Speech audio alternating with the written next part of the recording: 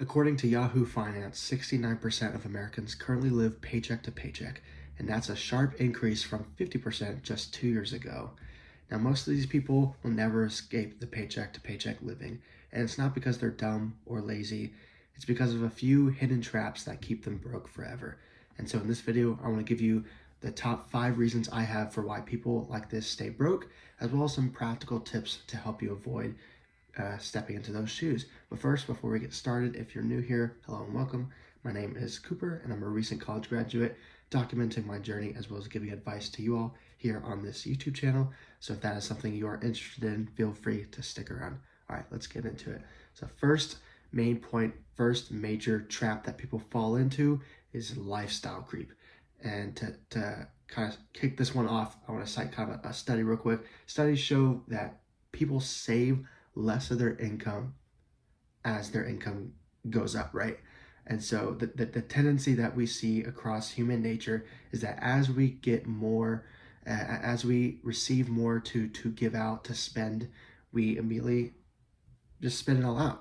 You know, money in, money out. That's the common thread for most Americans in today's consumer-oriented society. And some great examples is, you know, as we get that first job coming out of college, we want to buy, put down a nice big down payment on a new car, or go get a new apartment, go spend lots of money on vacations that we don't need. Numerous examples of our consumer culture and how us as Americans, when we, America we're the 1% of the world, right? We have all the top income earners, and it's just sad to see how, we could see how the rest of the world lives in a constant state of poverty, yet we can't even prevent that for ourselves when we have, 100 to 1,000 times the spending power, the ability to live, right? And it's all because of our ability or lack thereof to control our human nature. And and another thing that doesn't help is the second point is that our culture treats debt as normal, as something that is commonplace, something that you can't escape from, right? Credit cards, car payments, student loans, it's all a part of this normalized debt culture. And the one thing that is the killer on top of all that is interest. Interest is what kills. Combined compounding interest with multitudes of debt, from the car payment, the student loans, to the house, whatever it may be. Combine those two things and it's a recipe for disaster. And another stat for you, the average credit card debt per U.S. household is about $7,000. And now I just want you to picture that for a second. Just imagine living day-to-day life, as probably many of you are, with this constant overlooming burden of being $7,000 in debt. And that's the average, which means that half of Americans at least are over that. That is an absurdly wildly high statistic. And so the third trap that I think people fall into, that is a controllable trap that people can act on and implement to help avoid this situation, is the fact that people have no systems in place for saving and or investing. The commonplace mentality that most Americans have is, well, we'll just save what's left over, we'll spend what we want on our wants and our needs, mostly our wants, and then we'll just save whatever's left, like I have this money, I deserve to live life to the fullest because I am so important and I deserve it. And so, whatever's left over, we'll just save the scraps, right? That's the common viewpoint of most Americans, which is why 69% of them are living this paycheck to paycheck absurd lifestyle, right? Contrast that with people who automate their savings, automate their investing, and who build wealth consistently. And this is something I've talked about over the course of many of my videos, but it's this idea of developing systems. And why do we develop systems? It's because systems are what take the accountability factor out of our control. It removes the feeling and puts it into a standardized process that helps hold ourselves accountable. And why would we want to do that? Why would we want to remove feeling from this equation? Because when you think about it, America is a consumerist culture, right? We have all these mega corporations, massive amounts of marketing, and their whole job is to study human nature. That's what this industry is for. In a consumerist society, corporations build their entire business and their entire operations around studying human behavior and figuring out how to tap into our deepest desires and impulses in order to get us to spend more on their products and services. That is the whole name of the game.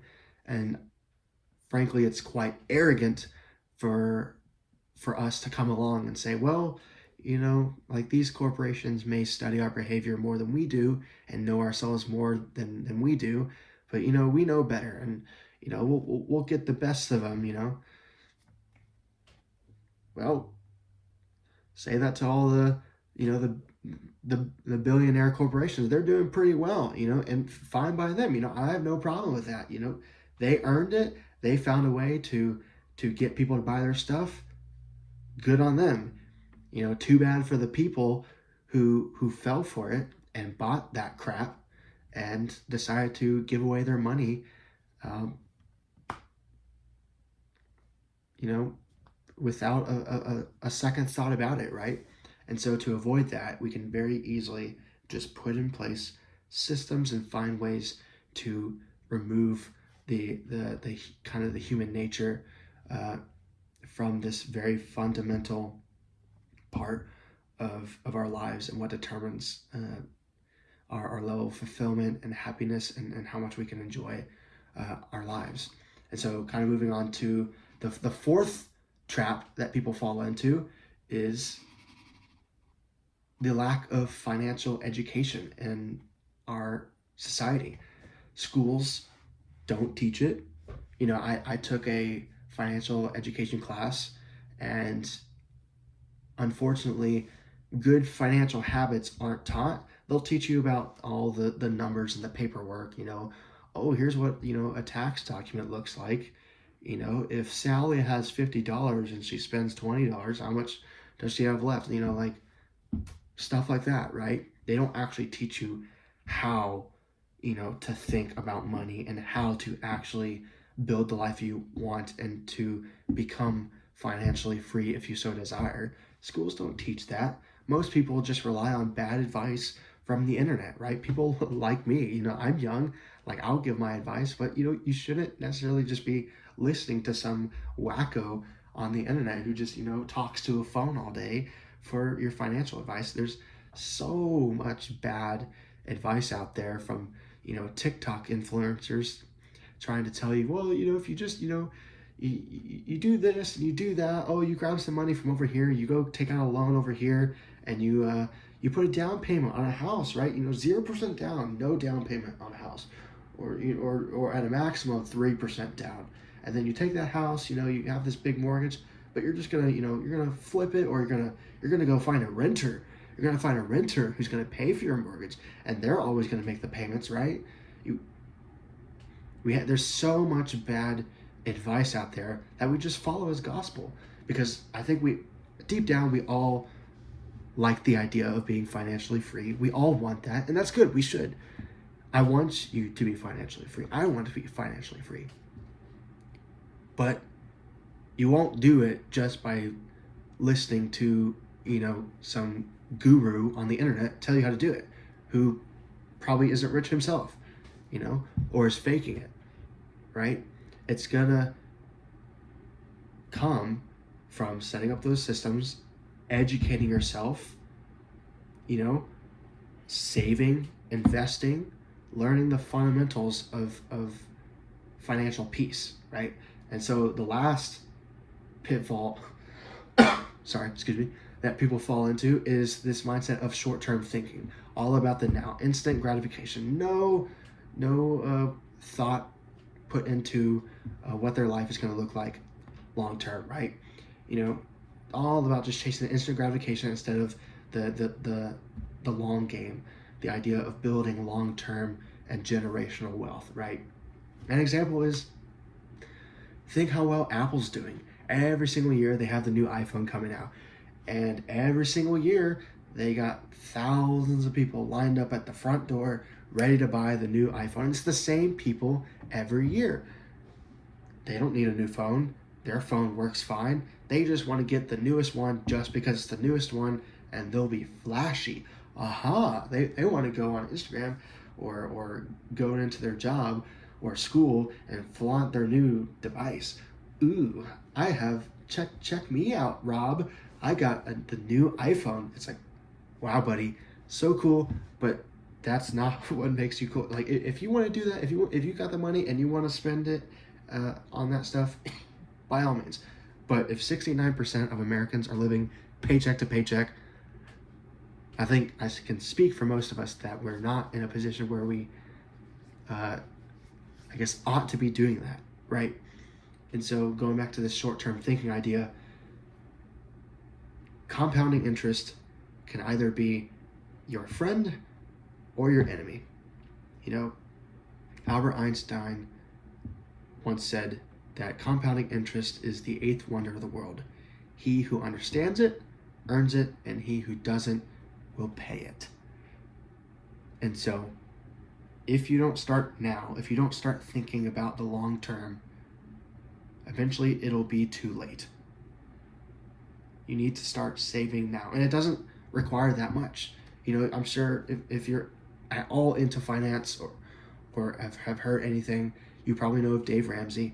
And one of the most common things he's said is that $100 invested every month from age 25 to age 65 is well over $1 million. $100 a month, and you're a millionaire by the time you retire. That is long-term thinking, and that is how easy it is when you put yourself in that mindset. And so, starting to wrap up this video, I want to just briefly cover my 5 practical tips for financial peace and for financial independence in the future.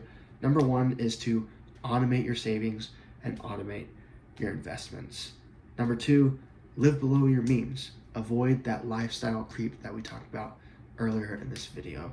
Number 3, pay off the high interest debt and pay it off ASAP. That's another Dave Ramsey talking about. Use the debt snowball. Go on his website, search it up.